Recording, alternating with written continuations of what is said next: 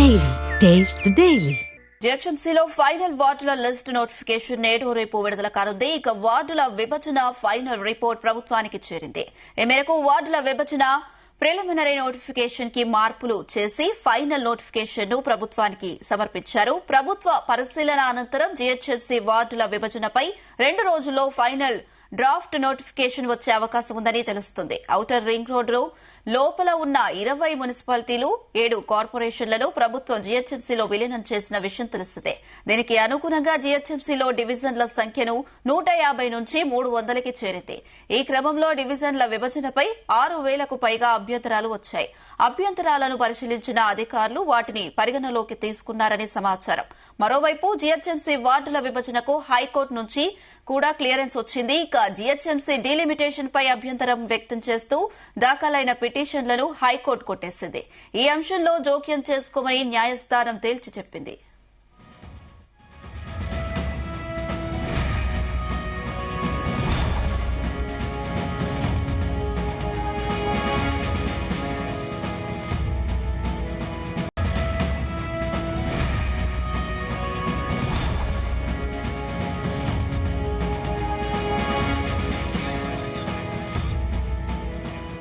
ఇదే అంశానికి సంబంధించి మరిన్ని అప్డేట్స్ మా ప్రతినిధి వంశీకృష్ణ అందిస్తారు. ఎస్ వంశీకృష్ణ. జిహెచ్ఎంసీలో ఫైనల్ వార్డు లిస్ట్ నోటిఫికేషన్ నేడు రేపు విడుదల కానుంది. వార్డుల విభజన ఫైనల్ రిపోర్ట్ ప్రభుత్వానికి చేరిందని చెప్పాలి. ఈ మేరకు వార్డుల విభజన ప్రిలిమినరీ నోటిఫికేషన్ మార్పులు చేసి ఫైనల్ నోటిఫికేషన్ ను ప్రభుత్వానికి సమర్పించారు అధికారులు. ప్రభుత్వ పరిశీలన అనంతరం జిహెచ్ఎంసీ వార్డుల విభజనపై అటు 2 రోజుల్లో ఫైనల్ డ్రాఫ్ట్ నోటిఫికేషన్ వచ్చే అవకాశం ఉందనేది కూడా తెలుస్తోంది. ఔటర్ రింగ్ రోడ్ లోపల ఉన్న 20 మున్సిపాలిటీలు 7 కార్పొరేషన్లను ప్రభుత్వం జిహెచ్ఎంసీలో విలీనం చేసిన విషయం తెలిసిందే. దీనికి అనుగుణంగా జిహెచ్ఎంసీలో డివిజన్ల సంఖ్యను 150 నుంచి 300లకు చేరింది. ఈ క్రమంలో డివిజన్ల విభజనపై 6,000కు పైగా అభ్యంతరాలు వచ్చినటువంటి విషయం కూడా తెలిసిందే. అభ్యంతరాలను పరిశీలించిన అధికారులు వాటిని పరిగణలోకి తీసుకున్నారని కూడా సమాచారం. మరోవైపు జిహెచ్ఎంసీ వార్డుల విభజనకు హైకోర్టు నుంచి కూడా క్లియరెన్స్ వచ్చింది. జిహెచ్ఎంసీ డీలిమిటేషన్ అభ్యంతరాలు వ్యక్తం చేస్తూ దాఖలైన పిటిషన్ల హైకోర్టు కూడా కొట్టేసింది. ఈ అంశంతో జోక్యం చేసుకోలేమంటూ కూడా న్యాయస్థానం తేల్చి చెప్పింది.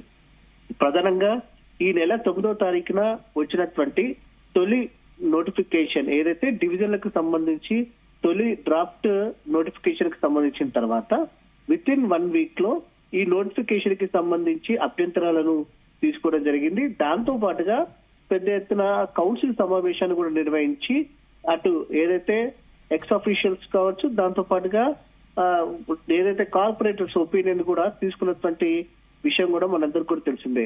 ప్రధాన ప్రతిపక్షాలైనటువంటి బీఆర్ఎస్ పార్టీ కావచ్చు, బీజేపీ పార్టీ పలు అంశాలను లేవనెత్తడం జరిగింది. ఏదైతే సరిహద్దు ప్రకారంగా విభజన ఏదైతే వార్డులు డివిజన్ చేశారా లేకపోతే జనాభా ప్రాతిపదికన డివిజన్ చేశారా అంటూ కూడా పెద్ద ఎత్తున ప్రభుత్వాన్ని నిలదీసినటువంటి సందర్భం కూడా మనకు కనిపిస్తా ఉంది.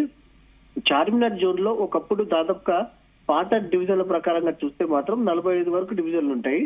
కానీ ఇప్పుడు దాదాపుగా 70-75 డివిజన్లను చేశారు. ఏ ప్రాతిపదికన చేశారు? అక్కడ సరిహద్దుల ప్రాతిపదికన చేశారా లేకపోతే జనాభా ప్రాతిపదికన చేస్తారా? ఎందుకంటే మీకు కొత్తగా ఏదైతే జిహెచ్ఎంసీలో విలీనమైనటువంటి మున్సిపాలిటీలు కార్పొరేషన్లకు సంబంధించి అక్కడ దాదాపుగా 150,000 లక్ష జనాభా ఉంటే 2 డివిజన్లు చేశారు. కానీ చార్మినార్ జోన్ లో ప్రతి 20,000 మందికి 25,000 మందికి డివిజన్ ఏర్పాటు చేశారు. ఏ ప్రాతిపదికన ఏర్పాటు చేశారు అంటూ కూడా పెద్ద ఎత్తున అది ప్రధాన ప్రతిపక్షాలు ఆరోపణలు చేస్తున్న విషయం మనందరం కూడా చూసాము కౌన్సిల్ సమావేశాల్లో. ప్రజెంట్ దాంతో పాటుగా పేర్లు మార్పు ఏదైతే కొత్త డివిజన్లు ఏర్పాటు చేస్తూ పాత పేర్లను కూడా ఏదైతే తొలగించారంటూ కూడా పెద్ద ఎత్తున వాటిపైన కూడా అభ్యంతరాలు వచ్చినటువంటి విషయం మనందరం కూడా చూస్తాము. ఈ అభ్యంతరాలకు సంబంధించి కూడా అటు ప్రభుత్వం పరిగణలోకి తీసుకున్నటువంటి విషయం మనందరికి కూడా తెలిసిందే. దాంతో పాటుగా ఏదైతే కొత్త డివిజన్లు ఏర్పాటు చేశారో ఆ కొత్త డివిజన్లకు సంబంధించి నగర డివిజన్లను ఏదైతే మున్సిపాలిటీలు కార్పొరేషన్లు కలిపారో వాటికి సంబంధించి మౌలిక వసతులు ఎప్పటి లోపల కల్పిస్తారు ఏంది అనే అంశానికి సంబంధించి కూడా పెద్ద ఎత్తున అటు ఏదైతే అభ్యంతరాలు వచ్చినటువంటి విషయం కూడా మనకు తెలిసిందే. కొంతమంది కొత్త డివిజన్లకు సంబంధించి పేర్లు మార్పు విషయాలకు సంబంధించి కావచ్చు, దాంతో పాటుగా కొన్ని డివిజన్లకు సంబంధించి తమ డివిజన్ల నుంచి వేరే డివిజన్ లో కలిపారు, వాటిని తిరిగి తమ డివిజన్ లో కలపాలంటూ మరికొంతమంది కోరినటువంటి అభ్యంతరాలు మనం చూస్తా ఉన్నాము. దాంతో పాటుగా 2016లో జరిగినటువంటి ఏదైతే విభజనలో డీలిమిటేషన్ లో కొన్ని డివిజన్లు పేర్లు మార్పు జరిగాయి, వాటికి సంబంధించి కూడా ఏర్పాటు చేయాలంటే ఇలా అనేక రకాలుగా అనేక అభ్యంతరాలను ప్రజల నుంచి కావచ్చు, దాంతో పాటుగా ప్రతిపక్షాల నుంచి వచ్చేటువంటి నేపథ్యంలో వాటన్నిటిని కూడా అభ్యంతరాలు స్వీకరించిన తర్వాత ప్రజెంట్ ఫైనల్ నోటిఫికేషన్ రాబోతోంది. ఏదైతే 4 రోజుల క్రితం కూడా ఈ యొక్క డీలిమిటేషన్ పైన పబ్లిక్ డొమైన్ లో మ్యాప్ మరియు అటు జనాభా ప్రాతిపదికన అనే అంశానికి సంబంధించి పబ్లిక్ డొమైన్ లో పెట్టాలంటూ కూడా పిటిషన్ దాఖలైంది. ఈ అంశం మీద కోర్టు కూడా స్పందిస్తూ, హైకోర్టు కూడా స్పందిస్తూ తీర్పు ఇవ్వడం జరిగింది. ఈ అంశంలో తాము జోక్యం చేసుకోలేము అంటూ కూడా అటు హైకోర్టు కూడా స్పష్టం చేసిన నేపథ్యంలో ఒక రకంగా మార్గం సుగమమైందని కూడా చెప్పాలి.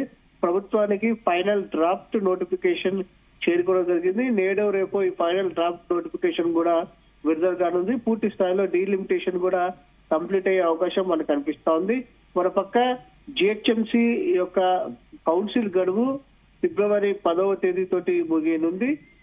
మరి ఎన్నికలకు వెళ్తారా లేదా అనేది కూడా వేచి చూడాల్సిన అవసరం ఉంటుంది. దాంతో పాటుగా అటు జనవరి 10వ తేదీ ఏదైతే జనవరిలో కౌన్సిల్ సమావేశం నిర్వహించి బడ్జెట్ ని కూడా ప్రవేశపెట్టే అవకాశం ఉంటుంది. దాంతో పాటుగా డీలిమిటేషన్ పాటుగా మరోపక్క హైదరాబాద్ నగరంలో కొత్తగా పెరిగినటువంటి డివిజన్ నేపథ్యంలో 3 కార్పొరేషన్లు ఏర్పాటు చేయాలనే ఆలోచనతో కూడా ప్రభుత్వం కూడా ఉన్నటువంటి విషయం మనకు అర్థమవుతోంది.